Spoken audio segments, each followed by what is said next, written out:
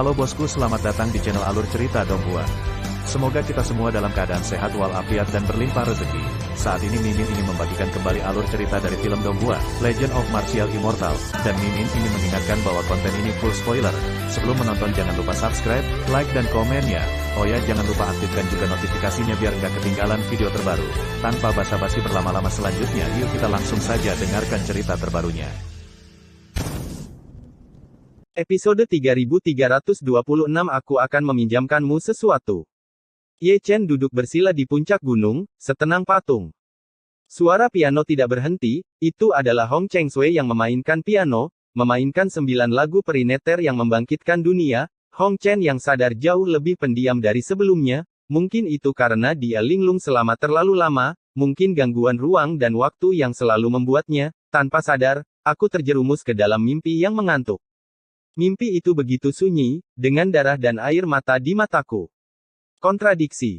Kaisar ke-10 Chu besar bergumam, dan hanya dia yang bisa mendengarnya. Dia sedang bermeditasi pada lagu abadi, dan ada sosok melamun di lagu itu. Itu adalah permaisuri pengadilan surgawi kuno.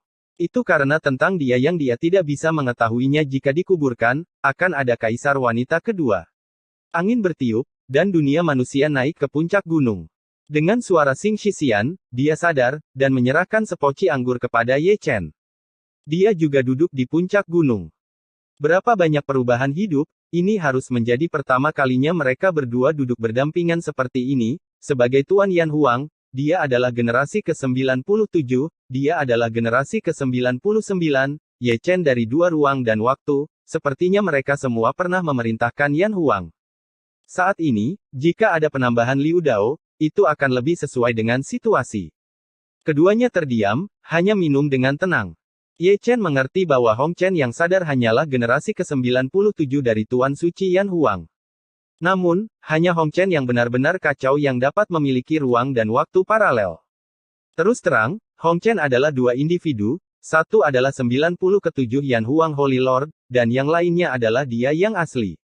Ini adalah kasus dunia manusia, dan sama dengan 6 jalan. 6 jalan yang sadar adalah King Yu, kekasih Diji. Sedangkan 6 jalan yang kacau adalah dunia fana masa depan yang nyata, membawa ruang dan waktu dunia fana. Malam bulan. Hong Chen pergi, Chu Lingyu dan Hong Cheng Sui juga pergi, ke kampung halaman mereka, Yan Huang dari Dacu, dan desa kecil tempat ada pernikahan. Pada hari ketiga, Ye Chen bangun. Dia mengambil meteorit dari luar langit, mengukirnya dengan keabadian, dan mengukirnya menjadi penampakan 6 alam. Kemudian, dia mengeluarkan setetes darah dari tubuhnya sendiri, dan jejak jiwa dari tubuh dunia. Manusia jiwa dan darah bergabung dan tenggelam ke dalam 6 alam di dalam patung batu. Setelah dunia manusia, 6 jalan harus dihidupkan kembali. Setelah melihat ruang dan waktu Hong Chen, dia juga ingin melihat ruang dan waktu Liu Dao. Premisnya adalah bahwa 6 jalan dapat dibangkitkan. Segera, patung-patung memenuhi surga satu persatu, seperti ketika dunia manusia dibangkitkan, mereka membutuhkan persembahan dari rakyat jelata. Hanya dengan jejak roh, dia dapat menarik 6 alam kembali ke dunia surga. Kemudian, itu adalah lagu abadi. Lagu itu merdu dan kuno, bergema di seluruh dunia, dan terlalu banyak orang menangis ketika mendengarnya. Menonton permaisuri menari lagi. Karena dia, semua kaisar bangkit, dan banyak talenta datang untuk menonton. Ye Chen memainkan lagu ini selama 9 hari. Dan permaisuri juga menari selama 9 hari mengikuti suara piano abadi. Ketika kami tiba, kami tidak melihat Xiaowa. Pada hari ke-10, Ye Chen akhirnya berhenti bermain piano, dan duduk sendirian untuk bermeditasi. Musik pianonya benar, tapi kenapa tidak menarik perhatian Xiaowa? Atau, ada sesuatu yang hilang di piano, atau seseorang. Dia turun gunung dan pergi ke altar pemeteraian. Ini seharusnya dia, karena Zun Huang Dacheng, pertama kali dia datang untuk melihat generasi iblis suci dengan cara yang agak formal, bukan lagi depresi masa lalu, apakah itu darah atau kultivasi, yang tertinggi dari keluarga Ekaristi dan yang tertinggi dari keluarga iblis suci, hanya hampir setengah langkah ke bahu. Semua makhluk hidup semuanya semut. Begitu dia melangkah ke altar, dia mendengar senyuman menyeringai dari generasi iblis suci, dan apa yang dia ceritakan masih merupakan kata-kata masa lalu. Bahkan sekarang, dia cukup percaya diri. Namun, jika Ye Chen tidak dapat menyegel gelar Huangdi, semua makhluk hidup masih akan dikalahkan, dan satu kaisar kuasi Huang tidak dapat menghentikan ketiga Huangdi. Ye Chen sudah menyadari hal ini. Adapun serangan iblis langit pada Qixia, dia tidak bisa menghancurkannya, juga tidak bisa menghentikannya. Namun, keberuntungan cuaca akan bertahan selamanya. Tidak peduli betapa sulitnya waktu, orang biasa telah mengalaminya. Sama seperti di era sebelumnya, Permaisuri membalikkan keadaan dengan kekuatannya sendiri. Di era ini, Ye Chen dapat melakukan hal yang sama. Sekecil apapun harapannya, dalam menghadapi keputusasaan, ada kemungkinan tak terbatas, ini juga salah satu obsesi dan keyakinannya. Di altar, dia berdiri dengan tenang. Saya datang ke sini bukan untuk mengunjungi gunung dan sungai, tetapi untuk melihat generasi iblis suci, tetapi untuk mengintip para dewa kecuali tubuh suci, tidak ada seorang pun di alam tingkat Huangdi yang benar-benar dapat membunuh jalan surga. Ini adalah realisasi lain dari dirinya. Permaisuri benar, Ekaristi adalah pedang dewa yang mampu membantai surga, dan jika kultivasinya tidak dapat melampaui dao surga, dia hanya bisa datang dengan Ekaristi. Ini mungkin kesepakatan antara makhluk hidup dan dewa kutukan. Mingming memiliki kurungannya sendiri, kecuali dia melompat keluar dari surga, seperti bayi kecil, Anda bisa mengabaikan Mingming. Ditatap oleh Ye Chen, generasi iblis suci sedikit ketakutan. Dengan kata lain, itu adalah ketakutan, keduanya datang dari jalan surga, tetapi keduanya secara bawaan bermusuhan. Tubuh suci tertinggi saat ini mengikuti nasib dan kepercayaan rakyat jelata. Daripada mengatakan bahwa dia takut pada kamu Chen, lebih baik mengatakan bahwa dia takut pada orang biasa dan kepercayaan semut, itu juga yang ditakuti surga, itu akan menjadi keinginan untuk melawan dewa, dan keinginan semacam ini telah berkumpul pada Ye Chen, di bidang tertentu, Ye Chen ada di atasnya. Pada titik tertentu, Ye Chen berbalik dan pergi ke tempat yang tidak diketahui. Seperti yang dia duga, Xingzi Xiaowa tidak ada di sana, entah kemana dia pergi berjalan-jalan. Di puncak gunung juga terdapat patung 6 jalan. Ketika Ye Chen turun, kaisar wanita sudah ada di sana, mengabadikan sebagian dari kekuatan pikiran kaisar. Apa akhir dari ruang dan waktu yang asli? Permaisuri berbisik, ini adalah pertama kalinya dia bertanya sejak Ye Chen kembali. Orang biasa terkubur, jalan surga runtuh, dan alam semesta hancur. Kata-kata Ye Chen sederhana, hanya 12 kata, dan suasana hati permaisuri tersentuh. Ternyata tidak ada yang namanya pemenang. Akhir zaman bukanlah akhir zaman. Kehancuran yang sebenarnya adalah tujuannya alam semesta. Saya hanya tidak tahu apakah ruang dan waktu ini akan kembali lagi. Bisakah jalan lama mengisi dunia dengan cahaya? Lagu abadi itu. Bisik permaisuri lagi, ingin tahu asal-muasalnya dan mengapa dia menari karenanya. Belajar dari orang lain. Ye Chen berbicara dengan santai. Dia awalnya ingin menggunakan lagu abadi untuk menarik perhatian bayi kecil dengan kata, hukuman, tetapi pada akhirnya, pemikirannya terlalu sederhana. Salah, orang yang memainkannya salah, sama seperti bab kebangkitan Zhou Yuxianku, Xiong Er pergi bermain dan Hong Chengsui bermain, artinya berbeda, tidak peduli seberapa baik Xiong Er bermain, dia tidak bisa bangun dunia manusia. Oleh karena itu, ada musik Qin, tetapi masih ada kekurangan orang yang memainkan Qin. Adapun orang ini, dia untuk sementara mendefinisikannya sebagai permaisuri, dia adalah satu-satunya yang menari sambil mendengarkan musik, dan dengan sosok cantik di piano, dia punya alasan untuk percaya bahwa dia perlu bermain piano. Aku akan meminjamkanmu sesuatu. Setelah sekian lama, tiba-tiba aku mendengar kata-kata Ye Chen. Apa itu? Mimpi. Kata Ye Chen, dan tiba-tiba menghilang dari dunia, memasuki mimpi permaisuri. Pada saat itu, permaisuri juga menghilang. Itu mimpinya, lebih baik dikatakan itu mimpi abadi. Shenzun, mereka berdua dalam mimpi. Kaisar Xuan mengelus janggutnya, dan nada kata-katanya bermakna. Aku mengerti. Dewa itu berkata dengan tenang, duduk di bawah pohon tua, diam-diam mengukir ukiran kayu. Aku sedang bermimpi, apa yang akan kulakukan? Membuat bayi. Berbicara tentang cinta. Nah, ini yang paling bisa diandalkan. Pahlawan melihat hal yang sama. Ada kaisar Dao F4 di mana-mana, dunia tidak tahu apakah itu serius atau tidak, tetapi masih mungkin memiliki lubang otak. Jika ada sesuatu yang harus Anda impikan, ada pertanyaan universitas yang tersembunyi di dalamnya. Dewa meletakkan pisau pahat dan ukiran kayu. Beberapa dewa. Hanya saja mereka perlu bersih-bersih, tidak memukuli mereka selama 3 hari, dan selalu ingin pergi ke rumah untuk membongkar ubin, terutama mereka berempat yang mengoceh sepanjang hari dan dipukuli sesekali, mereka tidak melakukannya. Tidak memiliki ingatan yang panjang, sayang sekali. Apa-apaan ini semakin tebal dan tebal. Teriakan kaisar masih sangat menyenangkan. Setiap orang terbiasa dengan kaisar mereka sendiri, yang membuat adat istiadat rakyat seperti ini. Orang-orang di sini sangat gila. Kalimat ini seharusnya yang ingin dikatakan oleh iblis mimpi. Sepintas, tidak banyak orang normal. Ini mungkin alasan mengapa jalan surga akan menghancurkan dunia. Keributan seperti itu, rasa tidak tahu malu seperti itu, saya khawatir bahwa dewa akan melihatnya, dan itu pasti akan menyusahkan hati. Zizai Tian cukup tenang. Katakan saja. Ketika Zhao Yun dibangkitkan setelah kematiannya, dia tampak seperti orang yang berbeda, terutama temperamennya, yang sebagian besar ada di alam semesta ini. Dia awalnya adalah orang yang baik, setelah kembali, dia sepertinya tidak tahu seperti apa wajahnya. Dalam mimpi ilusi, tubuh asli Ye Chen terwujud. Ini adalah pertama kalinya dia memasuki mimpi permaisuri.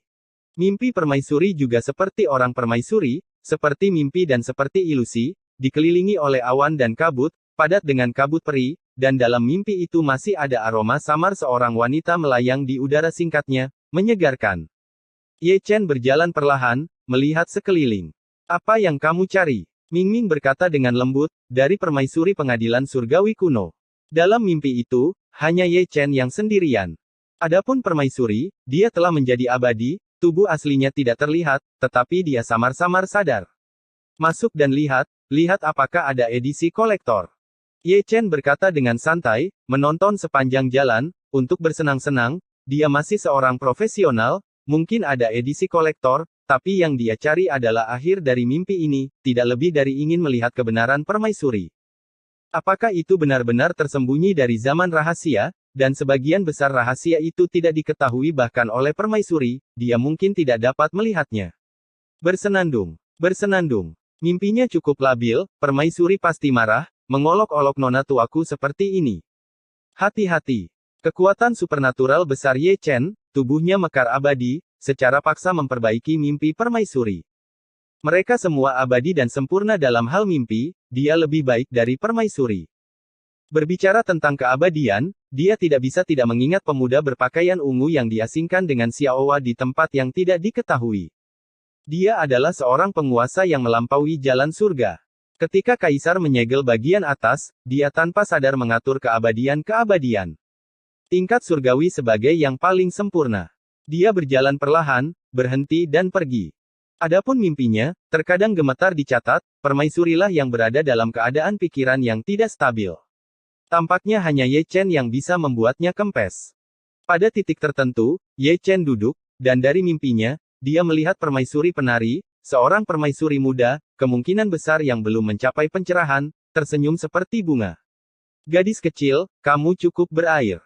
Ye Chen meletakkan tangannya di tangannya dan menjadi penonton yang setia. Cukup menonton. Permaisuri memarahi dengan dingin, selalu merasa seperti monyet, dan Ye Chen hanya menonton monyet. Buang air kecil yang mendesak. Ye Chen sama dengan datang kalimat ini. Kaisar ke-10 Dacu tidak memiliki integritas moral, kalimat urgensi untuk buang air kecil ini untuk didengarkan oleh permaisuri, dan tidur dengan Anda dengan jujur, dan saya akan membiarkannya buang air kecil. Kaisar wanita membungkam bendera dan genderang, dan tidak ada lagi suara. Dia percaya, sangat percaya, orang yang tidak tahu malu bisa melakukan apa saja. Ye Chen menutup matanya dari kaisar wanita muda, dan melanjutkan perjalanannya. Mimpi ini sangat panjang, entah seberapa jauh dia telah menempuh perjalanan, dan entah berapa lama dia telah menempuh perjalanan, mungkin 3-5 tahun, mungkin ribuan tahun, akhir dari mimpi itu tidak dapat ditemukan, kebenaran tentang permaisuri tidak dapat ditemukan, apakah dia benar siap untuk pergi keluar. Semakin jauh Anda pergi, semakin kabur permaisuri. Sampai akhirnya, tidak ada kesadaran permaisuri dalam mimpinya, dan dia menjadi tidak terlihat sama sekali. Pada saat yang tidak diketahui, Ye Chen berhenti. Ada kekacauan di depan, dia tidak yakin apakah itu adalah akhir dari mimpi abadi, dia hanya tahu bahwa tidak ada jalan, hanya tahu bahwa kekacauan ini, bahkan dia tidak bisa melihatnya. Aku meremehkanmu. Gumamnya pelan, penuh makna yang dalam, pasti ada rahasia yang tersembunyi dalam kekacauan ini. Dan rahasia ini, permaisuri sama sekali tidak tahu. Hanya karena pada titik ini, tidak ada kesadaran permaisuri, dan saya tidak mengetahuinya, tetapi orang luar dapat melihatnya, dan dia adalah orang luar. Akhir dari mimpi, yaitu akhir dari permaisuri, adalah perkembangan abadinya, dipaksa untuk melihat, di jalan mimpi melihat kebenaran, metode ini layak, adapun apakah Anda dapat melihatnya, itu tergantung pada latihannya. Episode 3327 tidak berhasil. Surga, kedamaian dan ketenangan. Persembahan rakyat jelata dilakukan setiap hari, dan terus diintegrasikan ke dalam patung batu dari 6 jalan. Namun, semangat 6 alam tidak terlihat selama 3 bulan. Semua orang tahu bahwa membangkitkan 6 alam jauh lebih sulit daripada membangkitkan dunia manusia, bukan? Tidak sulit untuk dipahami, meskipun akar dari Hong Chen dan Liu Dao adalah Tuan Muda Ye, ada Hong Chen antara Ye Chen dan Liu Dao, jadi dikatakan bahwa Ye Chen dapat menghidupkan kembali Hong Chen, tetapi mungkin tidak mampu menarik Liu Dao kembali ke dunia. 3 hari kemudian, Ye Chen bermimpi. Permaisuri kemudian bangun, menatap mata Ye Chen, ada api yang bermekaran. Kamu tidak bisa mengalahkanku. Ye Chen menurunkan tangannya dan mondar-mandir. Tidak ada yang tahu apa yang dia pikirkan, dan tidak ada yang tahu apa yang dia lihat di akhir mimpi permaisuri. Yang saya tahu adalah bahwa cara dia memandang permaisuri penuh dengan makna yang dalam. Setelah sekian lama, saya mendengar permaisuri berbisik, kamu punya sesuatu untuk disembunyikan dariku. Kenapa tidak? Ye Chen berbicara dengan santai, mondar-mandir, tidak tahu apa yang dia pikirkan. Memang, dia melihat Misin. Apa yang disebut permaisuri tidak sesederhana yang terlihat di permukaan, itu memang melibatkan Xiaowa. Namun, ingatan itu telah terhapus. Kali ini, jika dia tidak jatuh ke dalam mimpi, dia tidak akan melihatnya sampai akhir. Mungkin, dia benar-benar perlu bermain piano. Memikirkan hal ini, dia mengambil sukin dengan jentikan tangannya dan menggantungnya di depan permaisuri. Implikasinya jelas, coba lagu abadi. Permaisuri duduk bersila tanpa mengucapkan sepatah kata pun, dia telah mendengarkan suara piano abadi berkali-kali, dan meskipun dia tidak menyadari arti sebenarnya, dia mendapatkan sedikit kedangkalan dan bisa memainkannya. Zeng. Kemudian suara piano terdengar, merdu dan kuno.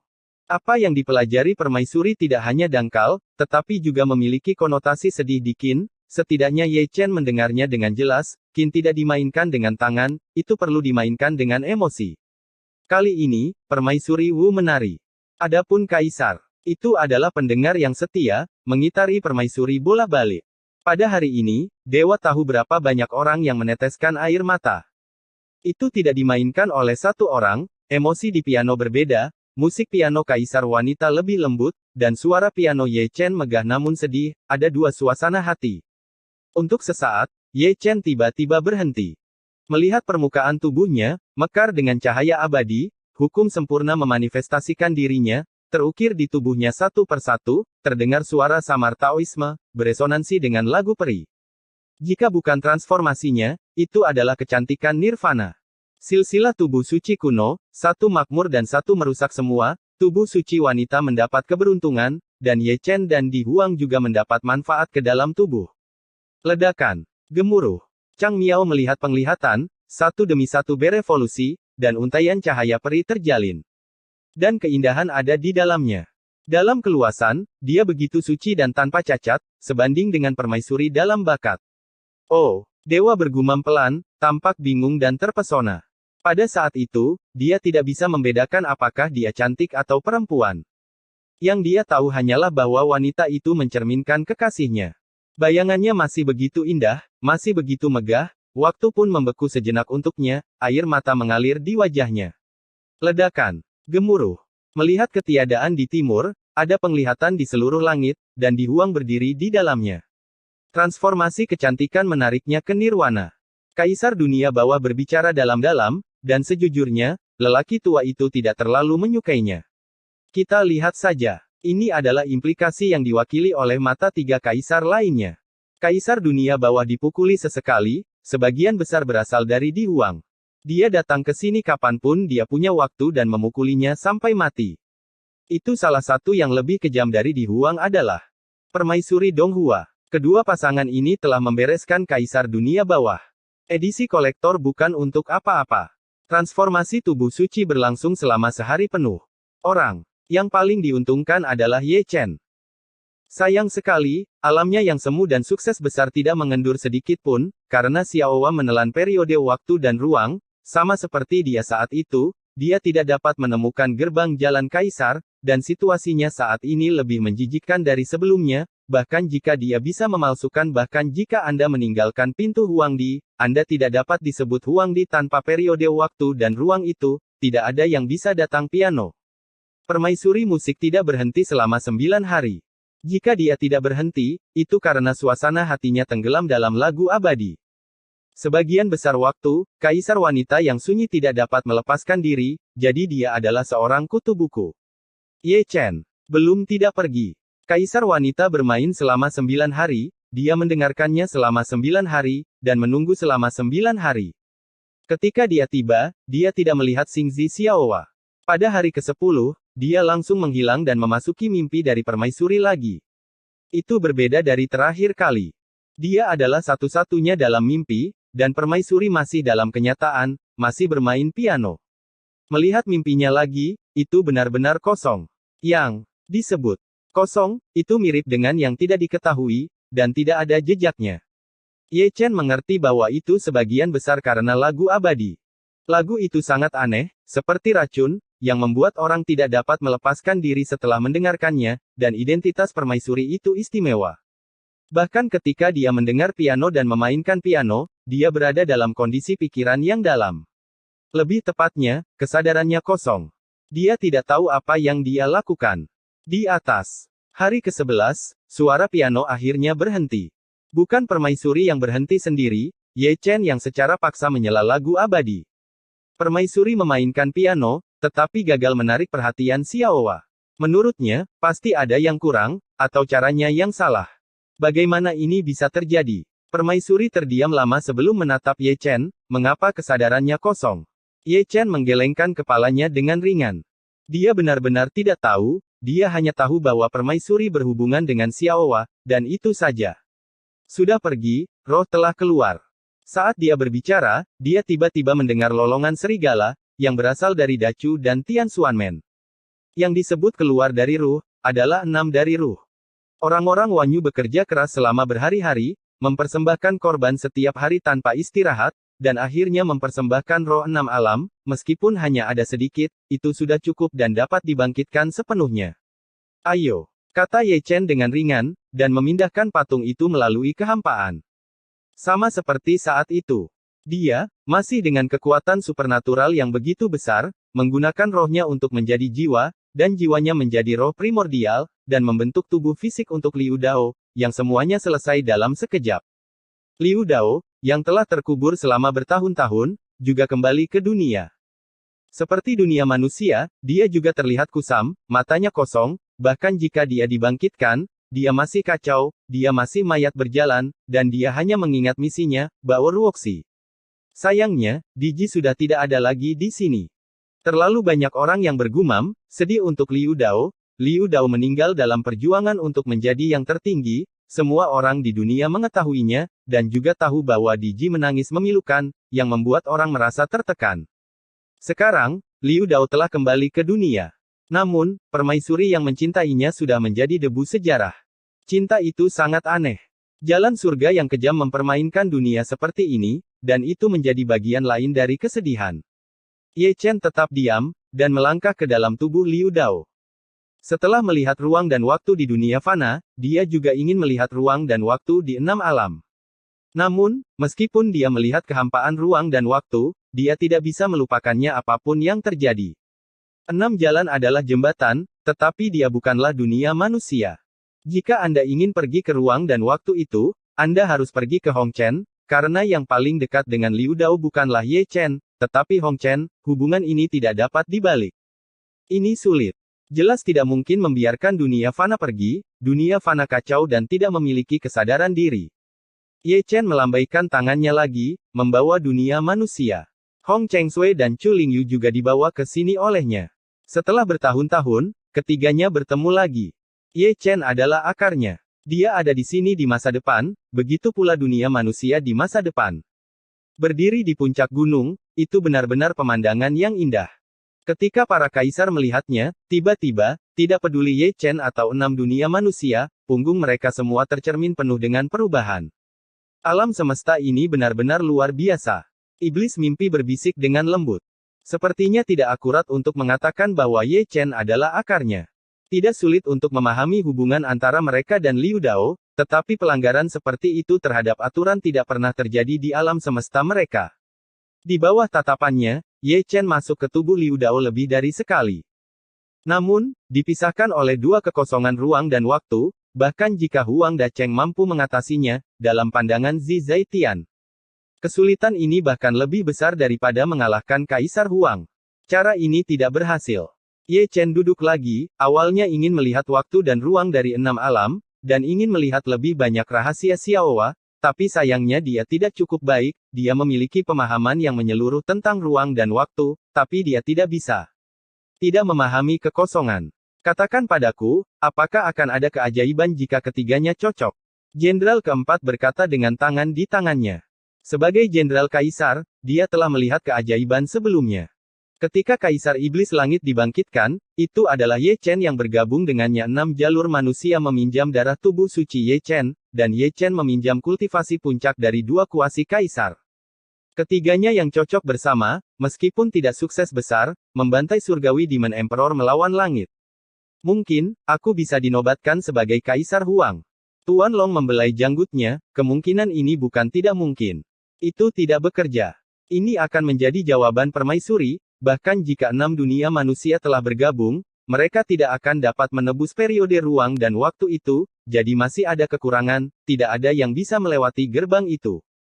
Jadi, kita harus menemukan Xingzi Xiaowa. Bahkan jika dapat ditemukan, tidak mungkin untuk kembali ke ruang dan waktu itu. Ye Chen sangat tersentuh dengan hal ini.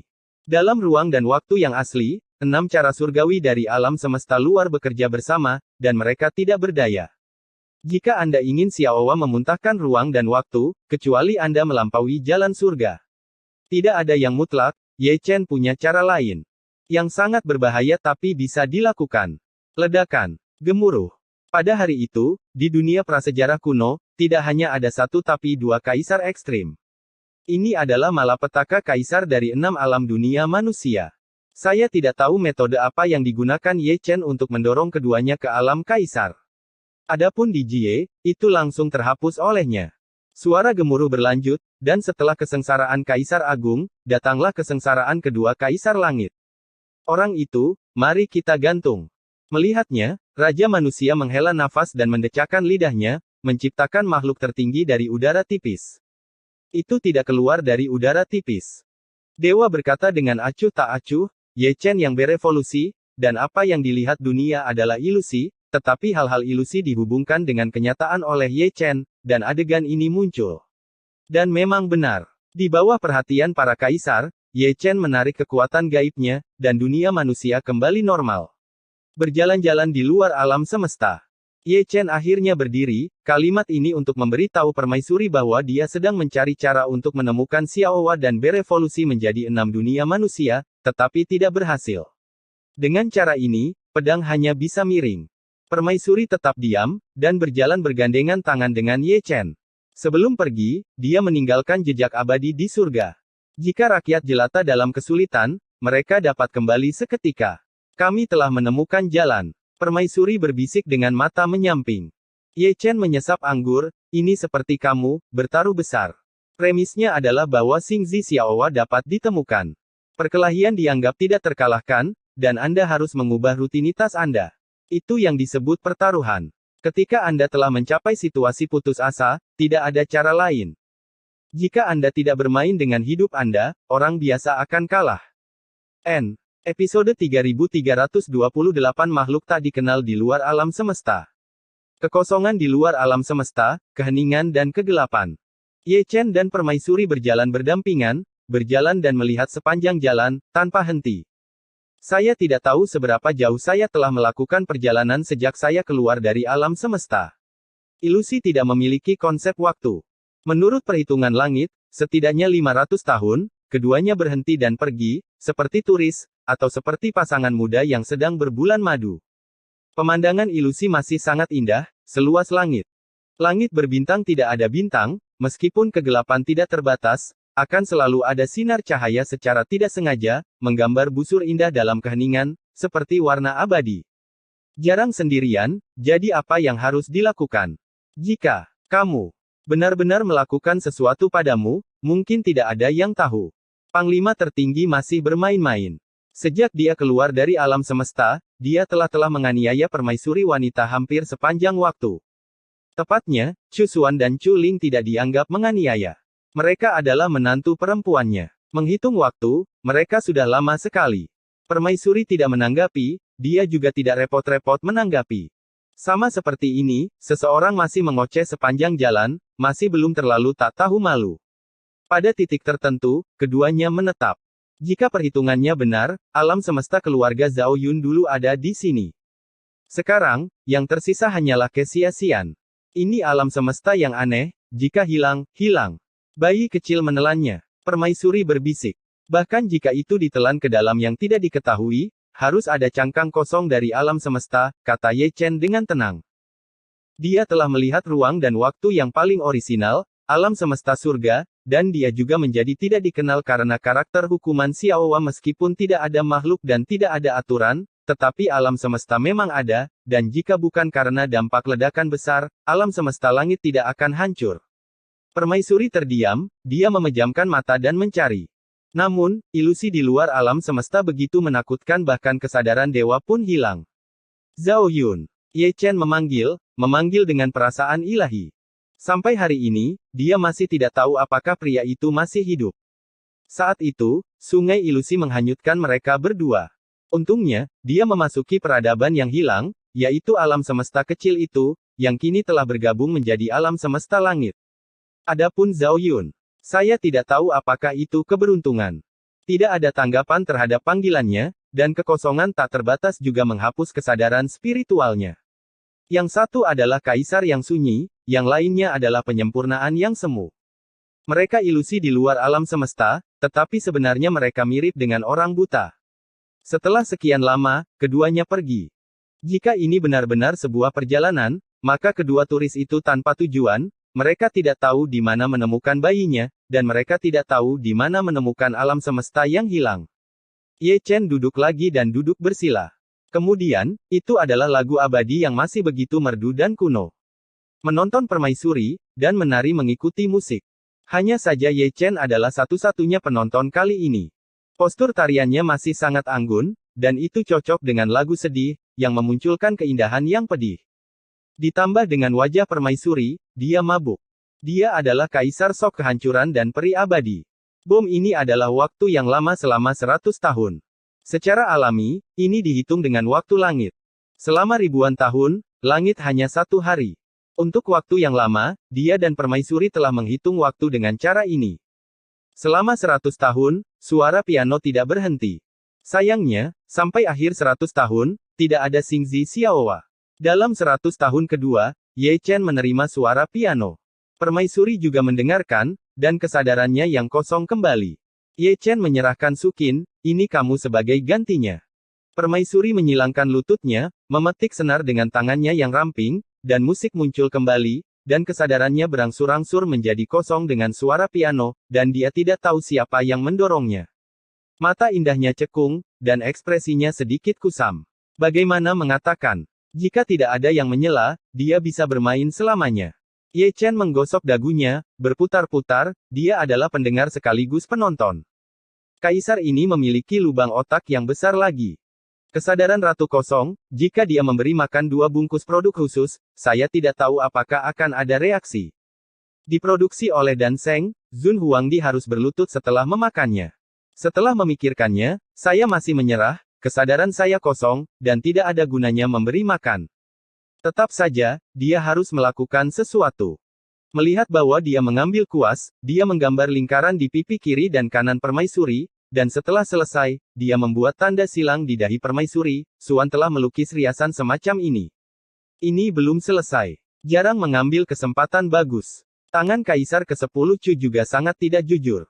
Dia memperlakukan permaisuri sebagai karya seni, mencubit dan menyentuhnya, dan berlari kemanapun itu lembut. Saya harus mengatakan itu tangan terasa enak, dan tangan ada keharuman yang melekat. Berkat ketidaksadaran permaisuri. Kalau tidak, mereka berdua pasti akan bertengkar, seseorang pantas dipukuli terlalu banyak. Buang-buang sumber daya. Jika Kaisar Dao F4 ada di sini, pasti akan ada kalimat seperti itu, orang tidak menyadarinya, dan sentuh adikmu. Bukankah itu enak secara langsung? Apakah kamu benar-benar buruk? Saat dia menyentuh, Ye Chen tiba-tiba bangkit, dan dengan santai menyela permaisuri bermain piano. Adapun dia menyipitkan matanya dan menatap kedalaman kegelapan. Beberapa saat yang lalu, dia sepertinya mendengar suara gemuruh, dan ketika dia melihat lagi pada saat ini, dia masih bisa mencium bau darah yang samar-samar, yang muncul dan menghilang dari waktu ke waktu, jadi sulit untuk memastikannya.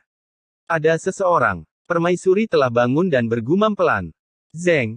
Ye Chen mengubah pedang abadi, memegangnya di satu tangan, dan langsung pergi ke kedalaman kegelapan.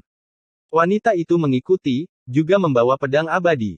Selama periode ini, dia mengerutkan kening lebih dari satu kali, dan selalu merasa tidak nyaman di bagian tertentu tubuhnya. Dia tidak tahu apakah itu mati rasa atau sakit, dan dia selalu merasa seseorang telah mencakarnya. Memikirkan hal ini, dia tidak bisa menahan kepalanya, matanya berbinar. Jika tidak buruk, orang itu sangat tidak jujur. Selama periode ketidaksadarannya, terutama tangan itu, entah berapa kali dia menyentuhnya, dengan banyak kekuatan. Apa yang kamu bicarakan? Permaisuri menatap mata seorang lelaki tua dan muda tertentu, berpura-pura tidak melihatnya. Dia hanya menatap kedalaman kehampaan, seolah-olah tidak ada yang terjadi, untuk meredakan suasana canggung. Wajah, itu hal yang bagus. Permaisuri membuka mulutnya, dan menatapnya tajam, dia benar-benar meremehkan integritas seseorang. Ye Chen pernah memiliki mata menyamping.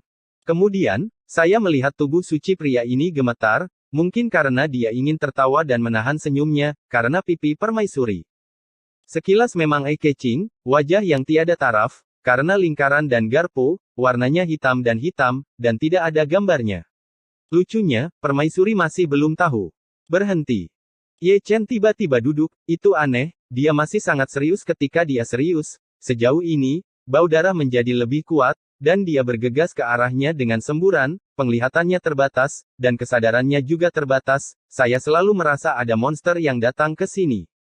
Permaisuri juga memiliki persepsi, dan mau tidak mau menyipitkan mata peri. Mengaum.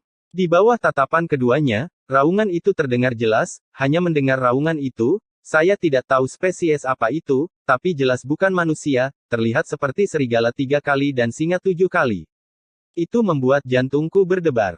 Baik Ye Chen dan permaisuri mengerutkan kening, raungan mereka dipenuhi dengan kekuatan magis, dan semburan energi darah juga mengandung paksaan yang menakutkan, bahkan cahaya abadi banyak padam. Mengaum. Diiringi dengan raungan, benda itu secara bertahap mengungkapkan wajah aslinya. Memang tidak manusiawi. Lebih akurat menyebutnya monster. Tingginya pasti 2 atau 3 kaki, dengan tubuh merah, 3 kepala dan 6 lengan, dan masing-masing kepala hanya memiliki 1 mata, memiliki mulut tetapi tidak memiliki hidung, dan ada ekor yang terseret di belakangnya, yang sekilas terlihat seperti ekor naga. Bentuk ini sangat mirip dengan setan. Namun, pria ini jauh lebih menakutkan daripada Ermo, dengan cairan berdarah mengalir dari mulutnya, matanya yang berputar, seolah berlumuran darah, telah berevolusi dari penglihatan kehancuran, dan geraman rendahnya, seperti kutukan, sangat aneh bahkan kekekalan sulit ditolak. Apa ini? Ye Chen berbisik. Permaisuri tidak mengatakan sepatah kata pun, dan dia tidak tahu apa alasannya, hanya saja itu mengerikan. Alam semesta sangat luas, dan alam semesta bahkan lebih luas. Mereka berdua tidak terkejut melihat makhluk tak dikenal di sini, lagi pula, mereka tahu sangat sedikit. Mengaum. Makhluk tak dikenal itu bergerak, dan kedua mulut berdarah itu terbuka bersama, membentuk pusaran air di mulutnya. Petir merobek, nyala api melonjak, kekuatan melahap yang sangat layu, menelan Ye Chen runtuh selamanya, dan juga menyedot cahaya abadi permaisuri penghancuran. Segel. Ye Chen mendengus dingin, kekacauan muncul dari segala sesuatu, dan melakukan Taoisme dengan satu tangan. Gunung, sungai, tanaman, dan pohon di dalamnya ditutupi dengan cahaya abadi. Ada suara surgawi bergema, dan ada juga Tao yang terbang menjauh. Ling Tian terjebak makhluk tak dikenal dalam sekejap keabadian, menjadi larangan abadi. Mengaum. Makhluk tak dikenal itu menggeram rendah, mengabaikan keabadian, dan tenda hitam bermekaran di sekujur tubuhnya, mengibaskan segel abadi, dan bahkan Ye Chen mundur. Melarang. Permaisuri memberikan omelan lembut, dan membentuk segel dengan satu tangan. Rantai keteraturan abadi terwujud dari udara tipis. Dengan suara mendesing, 3 kepala dan 6 lengan makhluk tak dikenal itu terkunci. Setelah itu, ada lebih teratur jejak, yang terukir ke tubuhnya satu demi satu. Mengaum. Kesombongan makhluk tak dikenal itu bocor dari samping, tidak hanya tenda hitam yang bermekaran, tetapi seluruh tubuhnya bersisik, muncul dengan tekanan yang mengerikan, yang memutus rantai ketertiban permaisuri, dan juga memadamkan tanda merek dari aturan permaisuri juga mundur dengan satu gerakan. Zeng. Ye Chen memotong kepala makhluk tak dikenal dengan pedang keabadian. Pedang ratu, tanpa urutan tertentu, diikuti oleh kepala kedua yang terguling. Mengaum. Setelah kehilangan 2 kepala, makhluk tak dikenal itu sangat marah, ada garis-garis tenda hitam yang keluar dari tubuhnya, dan pada saat yang sama, kepala yang terpenggal itu tumbuh kembali. Paung, paung, paung. Setelah itu, terdengar suara logam dibanting, dan tenda hitam yang dipotong dari tubuh makhluk tak dikenal itu menyerang tanpa pandang bulu, mengunci Ye Chen, dan juga pada permaisuri. Mengaum. Makhluk tak dikenal itu menakutkan, dan tenda hitam yang dipotong dari tubuhnya tidak begitu kuat. Setiap kali Ye Chen dan permaisuri memblokir pukulan, tenda hitam akan terlempar mundur setengah langkah, dan kadang-kadang mereka akan mengenai satu, dan akan ada kehancuran dan pembunuhan di dalam tubuh, kekacauan yang sembrono, dan bekas luka yang disebabkan oleh Wumang, bahkan keabadian dan suksesi darah, sulit untuk dipulihkan. Ini hanya hidangan pembuka. Yang lebih menakutkan adalah bahwa di belakang, makhluk tak dikenal memuntahkan lautan darah. Keduanya baru saja duduk, tetapi mereka tersapu di tempat, dan mereka tidak bisa diam. Lautan darah yang mengerikan. Ye Chen mengerutkan kening, lautan darah memiliki kekuatan melahap yang kuat, baju besi abadi telah terkorosi, dan batas suksesi darah telah dipukul kembali ke bentuk aslinya. Dia yakin bahwa hanya jejak darah yang dapat menghancurkan Kaisar Surga, sinar darah dapat membanjiri dunia prasejarah purba. Desolate Emperor. Permaisuri perempuan sedikit mengernyit, mengabaikan larangan abadi, mengabaikan aturan ketertiban, dan tenda hitam, yang satu lebih kuat dari yang lain, keabadian keduanya tampaknya menjadi hiasan, menghalangi satu, kemudian dia dipukul mundur selangkah. 80% ya, Ye Chen bergumam. Jika demikian, maka keduanya tidak terkalahkan, di langit dan alam semesta, dia bisa bertarung langsung dengan Huang Di, tetapi di luar langit dan alam semesta, hak istimewanya atas tubuh suci kuno pada dasarnya telah hilang. Berguna di alam semesta ini. Episode 3329 Peti Mati Perunggu Kuno. Buka. Ye Chen mendengus dingin, membelah alam semesta dengan pedang, dan melompat keluar seperti naga. Kaisar wanita, tanpa urutan tertentu, melebarkan sayapnya ke laut seperti burung phoenix. Melihat bentuk keduanya, mereka tidak terlalu bagus. Baju besi abadi yang melindungi tubuh kaisar sangat berbintik-bintik, dan darah abadi yang seharusnya sangat besar juga telah ditelan oleh monster. Ada juga niat membunuh yang mengerikan, yang masih dalam tubuh kekacauan, abadi tidak bisa dibunuh. Mengaum. Makhluk tak dikenal itu sangat marah, dan dia berubah, dan paksaannya meningkat tajam. Dengan raungan ini, Ye Chen dan tubuh kaisar wanita bertarung bersama, dan pikirannya sepertinya terseret ke dalam jurang maut. Jika itu adalah kaisar semu biasa, pikirannya akan hancur. Merusak. Dengan seteguk dentang, Ye Chen dengan paksa mematahkan mantra ilusi dengan suara abadi. Zeng. Dengan pedang permaisuri, sebuah galaksi terang terbentuk, dan makhluk tak dikenal itu terpotong. Woho! Kemudian, terdengar lolongan seperti hantu. Makhluk aneh tak dikenal itu, meski terpotong menjadi 2, masih berdiri tegak, belum sembuh, dan daging serta darahnya menggeliat, membentuk kembali separuh lainnya, menjadi 2 makhluk tak dikenal, dengan 3 kepala dan 6 lengan yang sama, dan bentuk menyeramkan yang sama, satu kiri dan satu kiri dengan satu kanan, dia bergegas menuju Ye Chen dan permaisuri. Kekal, tripod berdiri di tanah. Ye Chen melakukan Taoisme, dan 100.000 petir meledak dari telapak tangannya, menggunakan Tao untuk mengubah tripod ilahi, setinggi gunung, menjebak monster tak dikenal di dalamnya, dan Tao terbang ke dalamnya, ada guntur yang mengamuk, dan ada api abadi, menyala berkobar, mencoba untuk memperbaikinya. Mengaum. Makhluk tak dikenal itu meraung marah, menopang langit dengan 6 tangan, dengan paksa merobek kuali dewa, memuntahkan tenda hitam, dan menjatuhkan tubuh suci sebelum Ye Chen bisa tenang. Ia melakukan perjalanan melalui sungai waktu yang panjang dan menghancurkan aturan waktu. Tulang Ye Chen terbang-terbang dari serangan telapak tangan Ye Chen dipalu, dan permaisuri tidak jauh lebih baik. Dua makhluk tak dikenal dengan kekuatan tempur yang sama, dan permaisuri juga berlumuran darah abadi. Apa? Ye Chen naik ke langit, menghindari pengetahuan, dan menggunakan keabadian untuk menyimpulkan makhluk tak dikenal. Sepanjang perjalanan kembali, itu kacau. Alih-alih menyimpulkan asalnya, darah dipotong oleh kekacauan yang dipukul Mang, dan tubuh suci itu meledak di tempat. Tidak ada umur, tidak ada roh primordial, tidak ada akar. Gumam Ye Chen, makhluk aneh yang tidak dikenal ini sepertinya muncul begitu saja, atau mungkin dia tidak cukup tampil untuk menunjukkan tubuh aslinya. Mengaum. Pada saat ini, makhluk tak dikenal itu datang, membuka mulutnya yang berdarah lebar, dan ada pusaran hitam di mulutnya. Itu masih merupakan kekuatan melahap yang sangat menakutkan, mengejutkan dunia, dan ingin menelan Ye Chen ke dalam perutnya. Suara mendesing. Ye Chen selamanya berbalik, menghindari melahap. Keabadian, Amaterasu. Dia membuka mata reinkarnasi yang kacau dan mengeluarkan kekuatan magis penghancur.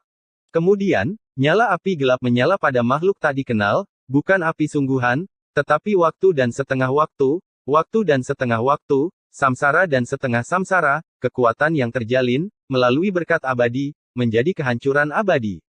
Namun, api yang menyala tidak efektif melawan makhluk tak dikenal.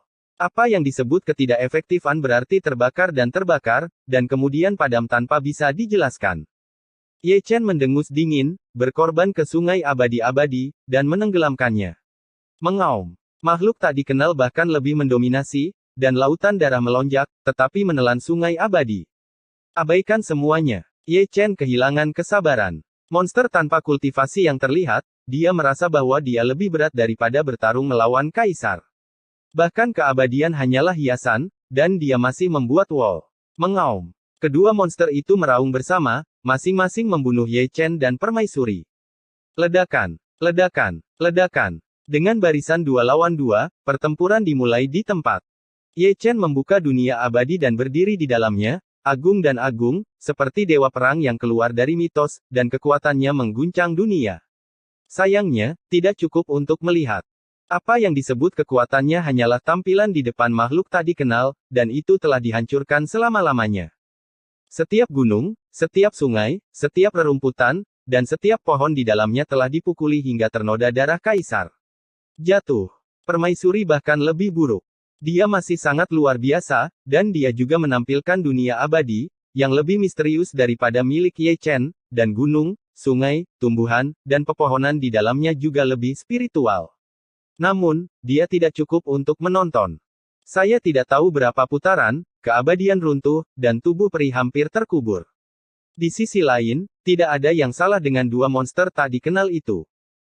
Terlepas dari penampilan jelek mereka, mereka juga sangat galak, dan mereka tidak memiliki kekuatan supernatural dan metode rahasia, tetapi dua kaisar kuasi Huang yang mereka kalahkan sering dikalahkan, seolah-olah mereka adalah dewa dan mendominasi segalanya. Mundur. Ye Chen mengertakkan gigi dan terbang menjauh. Begitu juga permaisuri. Tapi saya tidak bisa bertarung lagi, jika saya bertarung lagi, saya akan dipukuli menjadi abu. Bukan karena mereka tidak cukup kuat, atau karena makhluk tak dikenal itu terlalu aneh, tidak peduli bagaimana saya bertarung, semakin saya bertarung, semakin hidup dan menendangnya. Mengaum, mengaum. Keduanya melarikan diri, dan dua makhluk tak dikenal itu mengejar dari dekat. Selama pengejaran, mereka bergabung menjadi satu, lebih kuat dan lebih kejam, dengan 3 mata besar, 3 mulut penuh darah, dan tenda hitam meledak. Terus-menerus, tidak ada bumi menghancurkan visi, tetapi memiliki kekuatan untuk menghancurkan dunia. Canggung. Ye Chen menderita batuk kering, begitu pula permaisuri. Dua komandan rakyat jelata dari langit atas dan bawah serta era atas dan bawah dipalu untuk pertama kalinya ketika mereka bergandengan tangan untuk meninggalkan alam semesta. Sejauh ini, saya tidak tahu apa itu. Saya hanya tahu bahwa pria itu tidak hanya tahan terhadap pemukulan, tetapi juga sangat pandai memukul. Untuk permaisuri surga dan Kaisar Chu Agung, dia sangat patuh sehingga dia bahkan tidak bisa berdiri tegak. Bukankah Huang Di Gumam Ye Chen, seorang Huangdi yang tidak memiliki rasa bertarung tidak bisa begitu kuat, maka, hanya ada satu kemungkinan, monster di belakangnya adalah keberadaan di luar Huangdi, tanpa pikiran, ketidaksadaran, atau bahkan kekuatan tempur diskon besar. Jika utuh, satu telapak tangan bisa mengubah keduanya menjadi abu. Jika demikian, maka tidak ada rasa malu. Di luar alam semesta, sungguh tempat ajaib yang bisa melahirkan keberadaan seperti itu. Jika membawanya ke alam semesta, itu akan menjadi malapetaka. Jika Xiaowa ada di sini, dia pasti akan menjadi wajah kota. Gumam Ye Chen, karena dia telah melihat kekuatan Xiaowa sebelumnya. Memetik, dipalu begitu keras hingga aku tidak bisa mengangkat kepalaku. Menurutnya, pemuda berbaju ungu lebih kuat dari monster tak dikenal, setidaknya dia memiliki rasa bertarung yang lengkap, tidak seperti bakat ini, yang hanya bertindak sembrono secara membabi buta. Itu, apa? Permaisuri berbisik, menyela pikiran Ye Chen. Di depannya, dia terkejut melihat seberkas cahaya cemerlang, dalam kegelapan tanpa batas, seperti mutiara yang cerah, terutama yang menarik perhatian. Saat Anda mendekat, Anda menyadari bahwa itu adalah lautan peri. Itu benar, itu adalah lautan abadi, dipenuhi dengan energi peri, penuh dengan kemegahan ilahi, mengungkapkan perubahan-perubahan kuno, air terjun perak yang mengalir dari dalam, terlibat dalam penglihatan yang indah, atau dengan kata lain, itu adalah dunia besar yang indah yang tampaknya tersembunyi. Bahkan Ye Chen dan permaisuri tidak bisa membedakan antara kenyataan dan ilusi. Siapa yang menaruhnya di sana? Ye Chen bergumam pada dirinya sendiri, kata, Fang, memiliki banyak arti, di luar alam semesta, ada kekosongan yang tak terbatas, dan dalam keheningan yang dalam, di mana ada lautan dongeng. Saat berbicara, keduanya telah tiba dan melangkah satu demi satu. Dalam sekejap, keduanya melarikan diri lagi.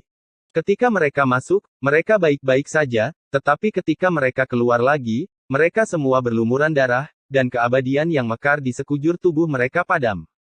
Udara terputus menjadi abu. Apa-apaan? Itu bukan Xianhai, itu lubang. Hampir tidak bisa keluar. Ye Chen mengutuk secara diam-diam, dan melarikan diri bersama permaisuri. Mengaum. Di belakangnya, monster tak dikenal datang mengejarnya, dengan wajah ganas, memamerkan gigi dan cakarnya, menyapu roh jahat yang mengepul, menenggelamkan kegelapan, berkat tindakan Ye Chen yang cukup cepat, jika tidak, dia pasti akan terlibat. Anehnya, setelah melihat laut peri, monster tak dikenal itu mengabaikan mereka berdua, ketiga kepala itu berputar dengan keras, dan ketiga mata darah itu juga berputar, sedikit bingung. Engah. Tidak jauh dari sana, Ye Chen dan permaisuri duduk, dan sebelum mereka bisa berdiri diam, mereka menyemprotkan darah. Lebih dari memalukan, mereka adalah anak-anak yang tidak beruntung. Bulan madu yang dijanjikan tidak sebanding dengan pukulannya, dan hampir jatuh ke dalam lubang. Jadi, ketika Anda meninggalkan alam semesta, Anda harus berhati-hati kemanapun Anda pergi. Kalau tidak, jika satu langkah tidak dilakukan dengan baik, itu mungkin menjadi gerbang hantu. Kuasa Huangdi, sungguh lelucon. Ye Chen menertawakan dirinya sendiri, dan permaisuri juga menertawakan dirinya sendiri.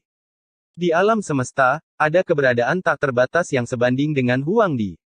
Ketika mereka keluar dari alam semesta, mereka jelas-jelas adalah udang yang belum dewasa.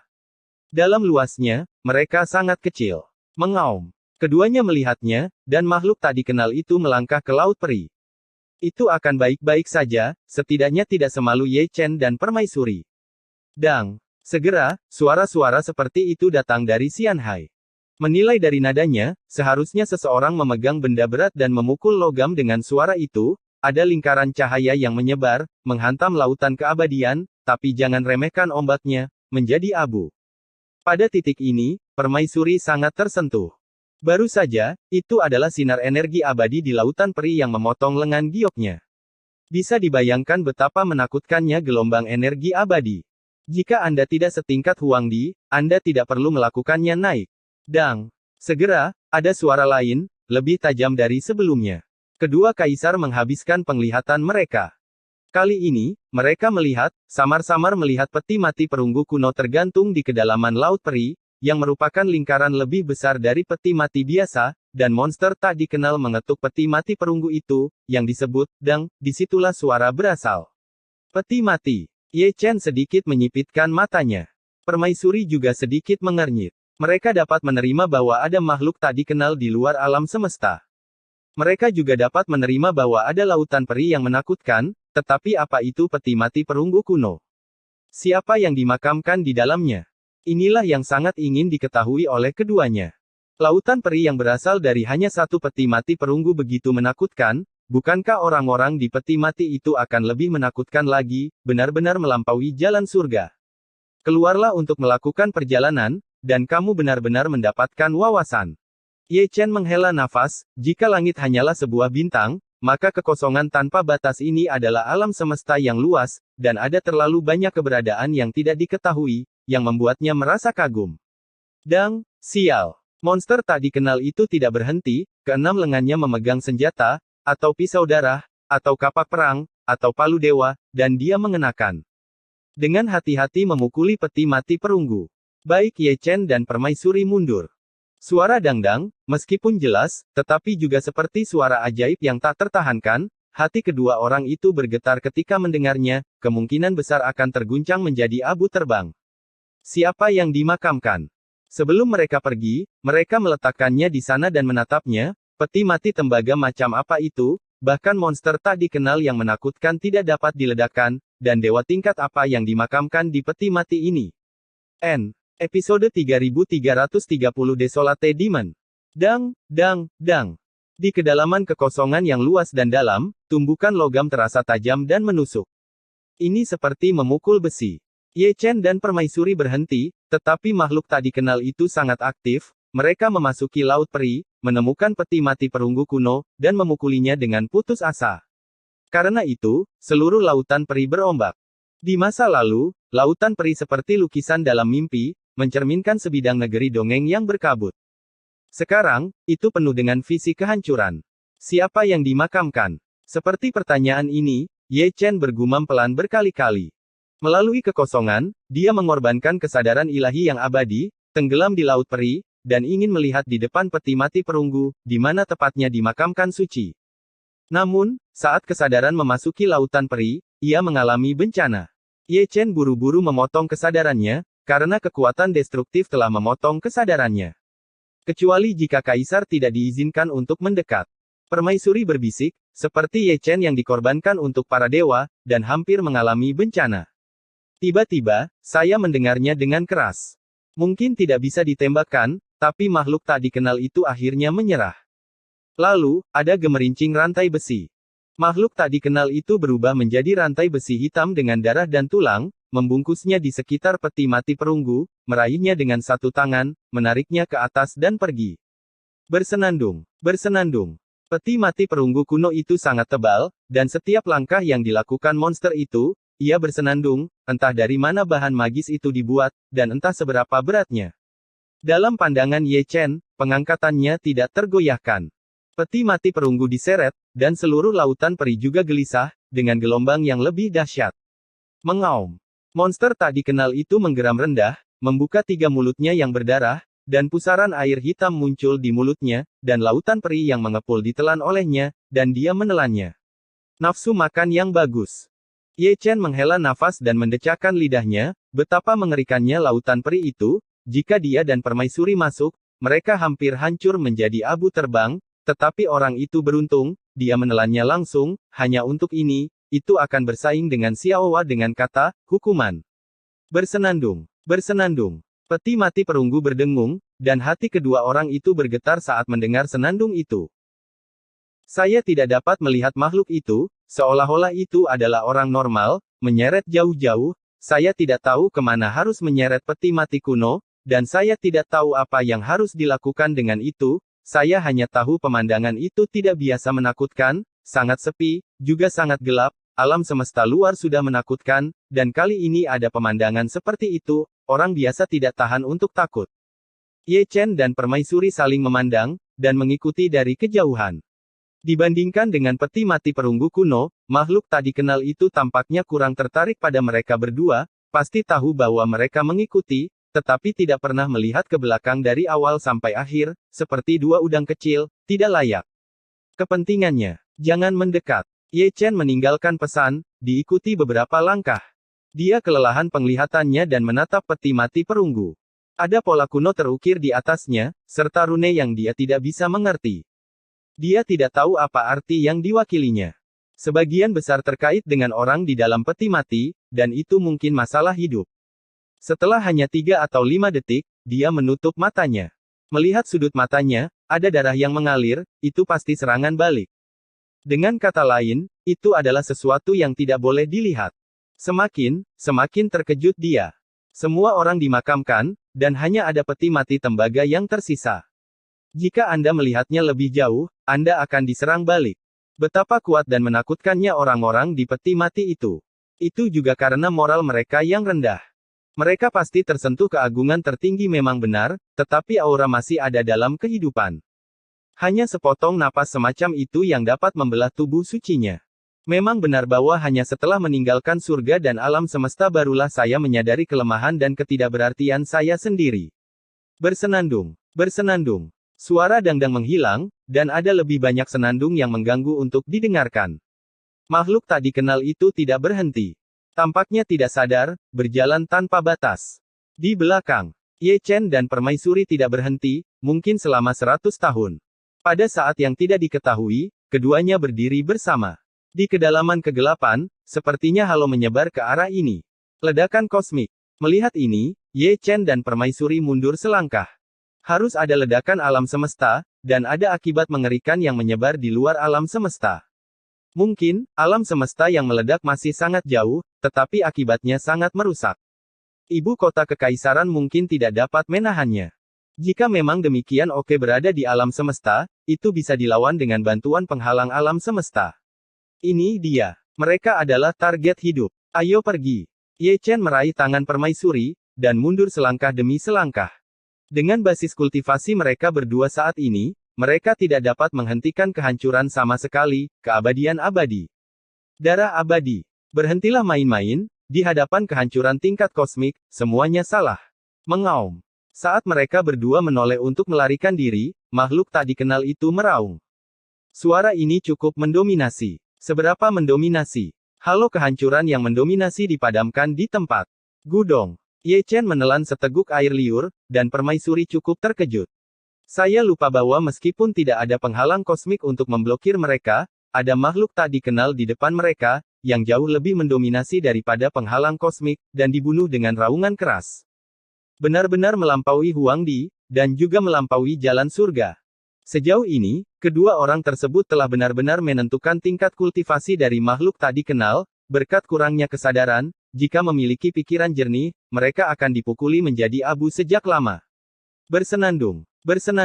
Setelah kehancuran, terdengar suara mendengung lagi, dan orang-orang yang mendengarnya menjadi kesal.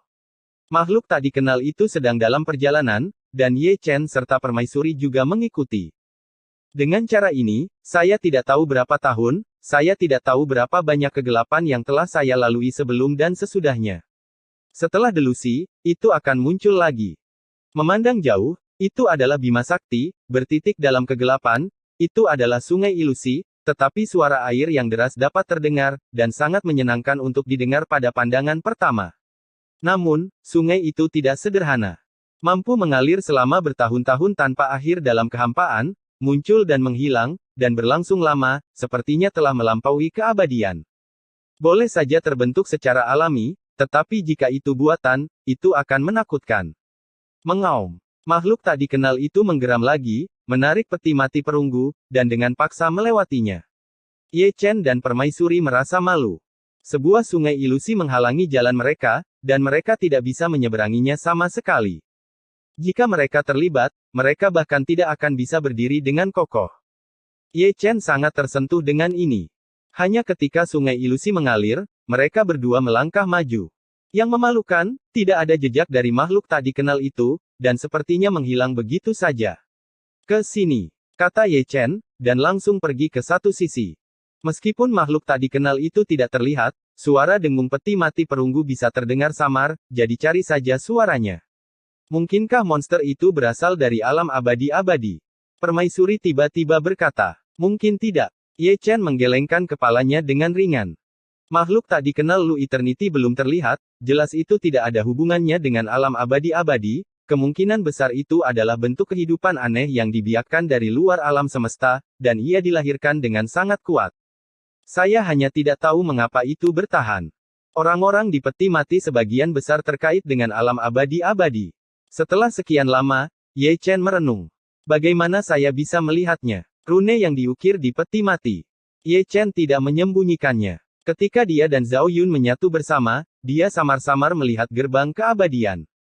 Ukiran di atasnya agak mirip, bentuk aneh yang sama, dan sama tidak bisa dipahami.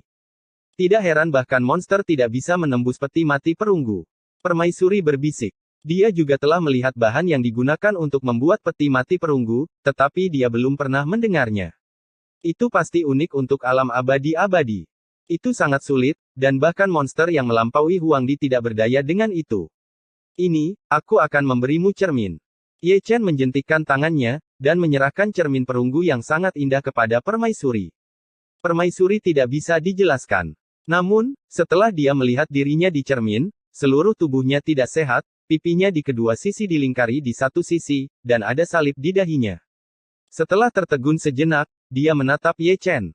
Jelas, ketika dia bermain piano tanpa sadar, seseorang membantunya merias wajahnya. Gadis yang sangat cantik, tes. Ye Chen meletakkan tangannya di tangannya dan mendecakkan lidahnya tanpa henti.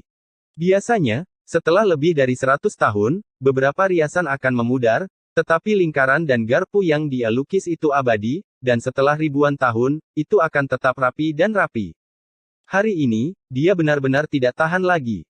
Lihatlah permaisuri, matanya yang indah telah terbakar, dan pipinya yang sudah gelap langsung berubah menjadi gelap gulita. Dia sangat menyesal tidak mengirimkan benda ini kembali ke rahim ibunya ketika dia masih menjadi Huangdi, sehingga dia bisa direformasi. Sekarang, jika Anda tidak bisa mengalahkannya, bukankah menurut Anda itu memalukan? Nyaman. Wajah Ye Chen terukir dengan dua kata ini, katakan saja. Akan selalu ada hari di mana dia akan bangga. Dia dipukuli sepanjang hari di masa lalu, jadi dia harus meminta minat untuk kembali. Ini benar-benar membuat Tuan Muda kesal, dan dia memaksamu untuk melakukan sesuatu, percayalah atau tidak. Permaisuri menghela nafas, dan melihat ke satu sisi. Apa? Ye Chen melihat ke samping, mengikuti tatapan permaisuri. Sayangnya, tidak ada. Bentak. Melihat ke belakang, dia melihat tangan batu giok menghadap ke depan, wajahnya bengkok. Wow, kecut. Rao adalah kuasa Huangda Cheng, dan dia tidak banyak berdiri, kepalanya berdengung. Saya benar-benar meremehkan permaisuri surga. Dia belum pernah melihatnya menipu siapapun sebelumnya, tetapi kemunculannya yang tiba-tiba membuatnya lengah. Dia selalu membodohi orang lain. Dari sudut pandang ini, kemampuan akting gadis ini juga setingkat aktor. Lari, kemana kamu lari? Kekosongan yang sunyi dan suram jauh lebih hidup, penuh dengan teriakan seseorang. Kaki dan kaki permaisuri masih sangat mati rasa, dia berbalik dan lari setelah memukul seseorang. Ye Chen menolak untuk melakukannya. Itu harus ditangkap, itu harus disesuaikan dan disesuaikan. Lihat, orang-orang keluar untuk berbulan madu. Berkat fakta bahwa kaisar tidak ada di sini, jika tidak, harus ada hukuman seperti itu. Menggoda, seseorang profesional. Berhenti. Tidak lama kemudian, dia mendengar omelan lembut kaisar wanita, dan dia berhenti tiba-tiba. Sesaat kemudian, Ye Chen tiba. Permaisuri tidak perlu berbicara, dia juga duduk, geli hanya geli, ketika saatnya serius, dia tetap harus serius. Saat ini, dia melihat benda aneh lagi. Itu, apa? Ye Chen sedikit menyipitkan matanya, menatapnya dengan sekuat tenaga. Di kejauhan, saya melihat bentuk kehidupan lain yang tidak diketahui. Sekilas, itu tampak seperti gurita dengan 8 tentakel. Semuanya hitam dan putih, tergantung di kehampaan seperti itu, dan seluruh tubuhnya dipenuhi udara hitam. Oh melolong. Ini sangat besar. Ye Chen mengangkat matanya, tubuh kehidupan yang tidak diketahui itu adalah lingkaran yang lebih besar dari Wang Xuanxing, bintang terbesar di surga, seberapa besar panci untuk merebusnya. Sebagai perbandingan, dia dan permaisuri sama remehnya dengan kerikil. Saat saya sedang berjalan, tiba-tiba saya melihat gumpalan yang begitu besar, sehingga hati saya bergetar. Desolate Demon. Permaisuri sedikit membuka bibirnya, ekspresinya tidak bisa dipercaya. Desolate Demon. Ye Chen memiringkan kepalanya tanpa sadar. Ini adalah pertama kalinya aku mendengar nama ini. Itu menyandang kata, Huang. Ini jelas bukan spesies biasa. Melihat tatapan menakutkan dari permaisuri, Anda dapat mengetahui bahwa ini adalah monster dengan 8 cakar. Tidak terlalu mengganggu. Makhluk dari luar alam semesta. Permaisuri berkata, saya telah mendengar dari nenek moyang saya bahwa mereka hanya hidup dalam kehampaan. Mereka lahir sebagai kaisar yang sunyi dan tidak memiliki bentuk khusus. Bentuk dari yang bercakar 8 harus diubah pada akan. Rumor mengatakan bahwa itu adalah setan rakus suka melahap alam semesta, begitu dia menelannya, dia akan mengubahnya sekali. Ini menakutkan. Ye Chen menarik napas dalam-dalam, menelan alam semesta, betapa besar nafsu makan. Seharusnya tidur nyenyak. Permaisuri merenung, dan dengan lembut menarik diri dari kehampaan. Ye Chen mengerti arti dari ini, dan mungkin bukan hal yang baik untuk membangunkan iblis yang sunyi. Bersenandung. Bersenandung. Seperti yang diharapkan, mereka berdua mundur dengan berjinjit, tapi terdengar suara mendengung. Itu benar, itu adalah makhluk yang tidak dikenal. Sebelumnya, Ye Chen dan permaisuri mengejar dan kalah karena penghalang sungai Void, tapi kali ini entah dari mana, menarik peti mati perunggu dan datang dari sisi lain Void. Tidak peduli itu datang. Tapi suara dengung peti mati perunggu membangunkan iblis liar.